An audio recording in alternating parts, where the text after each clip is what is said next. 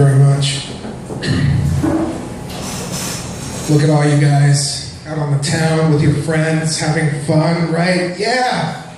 Do you ever just want to kill yourself? Except you don't have the balls to do it. So to make it easier on you and add an element of surprise to that shit, you start asking for a bunch of rides from drunk drivers. Just fuck it. My friends are starting to catch on to that. They're like, Carlos, if you want to crash so bad, why don't you drive? And I told them, are you fucking kidding me? The drunk driver is the one motherfucker that always survives. That's why we have DUIs in the first place. See, because if we lived in a world where everybody except the drunk driver always lived, they wouldn't even call it a DUI. They just call it, hey man, I really hope you make it back okay. So on the ride back, to bump that probability up just a little bit more, I'll start fucking with the driver like, hey, I think you just got a text. You should probably read that. Or, look man, I know you're on your second strike and everything, but I think that squad car is trying to race you. Are you really gonna take that shit? You pussy. Alright, let's get this out of the way. Yes, I am dressed up. No, it's not for you guys. It's for my family. For when I ask for a ride from one of you drunks at the end of the show. I want to look good for the open casket. Yeah. I want to tell you guys my favorite quote to live by. It's by the existentialist Kierkegaard, a great thinker, and it goes like this. Weigh yourself before and after taking a dump. And if that number's ever the same, you'll know your shit is meaningless. Yeah. Cops are in the news a lot lately, not good things. I don't know if you guys heard about this, but police brutally beat down an adorable little black girl in Ferguson for, quote, stealing strangers' hearts. Stealing strangers' hearts. Yeah. I'm a selfish lover. I don't share my porn with anyone. Yeah. Also, I think that pussy is a lot like a favorite TV show. When it's fresh and new to you, you love it, and you want it to be renewed next season.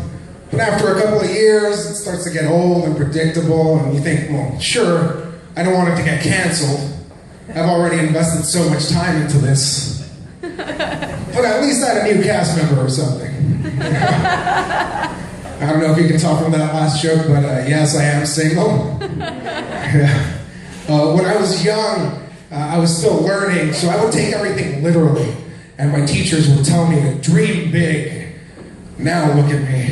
Those fucking assholes. I have been trying to eat better though. I reduced my salt intake to lower some of that water weight. And I started thinking recently that maybe I should reduce some of my what do you call it? I don't know. Maybe I should start cutting myself for the first time in my life to lower some of that pesky blood weight. You know? Always adds a few pounds. I knew my life was going in the wrong direction, though. One day after ordering a burger, I said, hey, didn't you used to work at the Carl's Jr. across town? Oh, shit, I need to change my lifestyle. Yeah, I have been trying to go to the gym lately, though, to get skinnier. People that know me, friends, they're like, hey, great job, Carlos. You're doing something positive for yourself. And I don't want to break it to them that, no, it's not positive. I just want there to be less of myself for me to hate. Yeah, although it is a confidence boost going into convenience stores nowadays. I walk in the door, I hear like, dun, dun, dun, dun. There's no third one? Progress. Yeah. Look, I know that gay marriage is a really divisive issue in this country, but what if you're not sure if you believe in gay marriage or not? Does that make you a fagnostic? No, you're right. That joke's too controversial. I don't want to press that many buttons. Late reaction there, but I'll take it.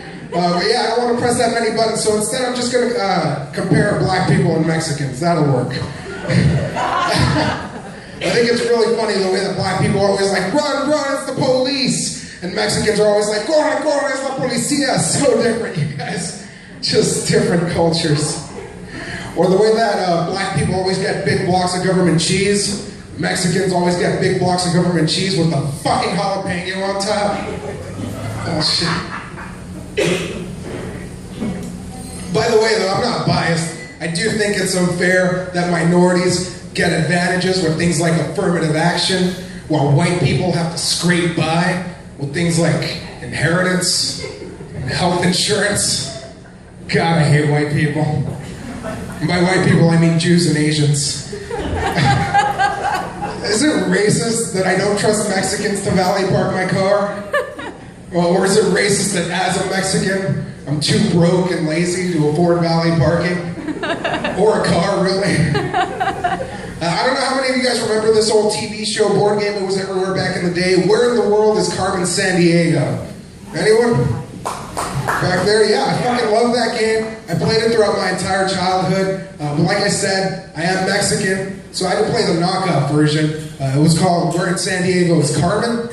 Yeah. And to be honest with you guys, my mom's name was Carmen. I never actually found her.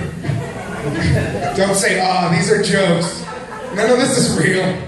Like the Easter Bunny or love. Yeah, I was dating this girl for almost 2 years, and look, I wasn't gonna jump into marriage anytime soon because honestly, I'm not into jumping of any kind, really. But I thought she was the one. In fact, I knew exactly where and how this girl was going to be proposed to, and apparently so did she.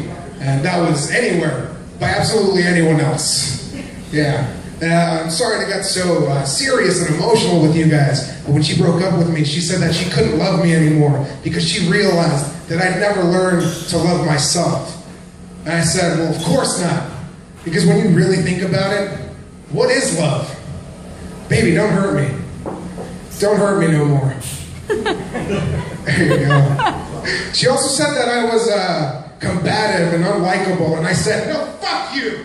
You're fucking likable. Might explain why my longest relationship has been with alcohol. Yeah. I got home late the other day and I didn't realize that it was family game night. And I love family game night. Thankfully, they were really cool about it, though. They were already waiting for me, sitting around the table. They offered me a spot in the middle. I sit down. They hand me the rule book. It's a small little pamphlet so we can start playing. And one by one, they start saying really nice things about me, and then crying, and I'm laughing. God, I love that game intervention, you guys. It's the best. They keep saying I don't win, though, so I guess I don't know the rules of this game. Cheers.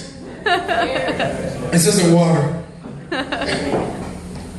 No, you always hear stories of comics having bad parenting when they're growing up, and that need for validation drives them to the stage later in life. That's not the case with me. My family was always supportive. In fact, my dad always told me, Carlos, you can do whatever you like, as long as it makes you happy. I think he's starting to regret that now. Here's the thing, though. I might have misinterpreted that statement, thinking it's about career choices, because my family also thinks I'm gay. Yeah, my parents are always like, Carlos, how come you don't have a girlfriend? And I tell them, well, that's easy. It's because I look like shit. My personality reflects that.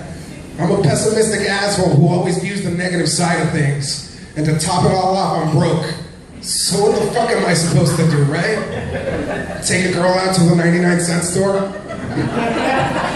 Hit on homeless girls with promises of running water? Warm nights with my body fat? And if for some reason a girl is into me, I have a feeling that there's something horribly wrong with her. But then I get over it really fast. Because pussy. Yeah. Well, one day I was in my room with a girl. It was one of those times where like the sexual tension is building. You're gonna go at it no matter what. Like there could be a news crew and they're doing a live report. You're still gonna fuck each other. So after we finish and we clean up, I go downstairs where my family was watching TV in the living room. My parents. And I grab a glass of water and without breaking eye contact, I tell them, pretty fucking gay, huh? Yeah. Before I go, I do want to say a joke for the ladies in the audience. Ladies, let me hear you. Oh, actually interacting with me for once. That's neat. Okay. I was walking around the other day and somebody stopped me in the middle of the street and they were like, Carlos, is it true that you're willing to eat a girl's ass out during sex? This is where I like to pause the joke and ask the ladies in the audience, ladies, how many of you actually enjoy that in your real lives? Really? None of you are gonna own up to that? Like it isn't a thing? You know, you're not lying to me here. You're lying to yourselves. And to God. So anyways, they asked me, Carlos, is it true that you're willing to eat a girl's ass out during sex? And I said, well, look at me. Clearly I'm willing to eat anything. So why not eat a girl's ass out during sex? And they said, are you serious? And I said, no, not mayonnaise. That shit's disgusting. Thank you very much. You guys have been great. My name's Carlos Mendez. One more time for Carlos. Let him hear it. If you guys want to see Carlos do a longer set, he'll be performing at the Madhouse in a few weeks. So if you check out the Madhouse website, you can find that. So you guys, about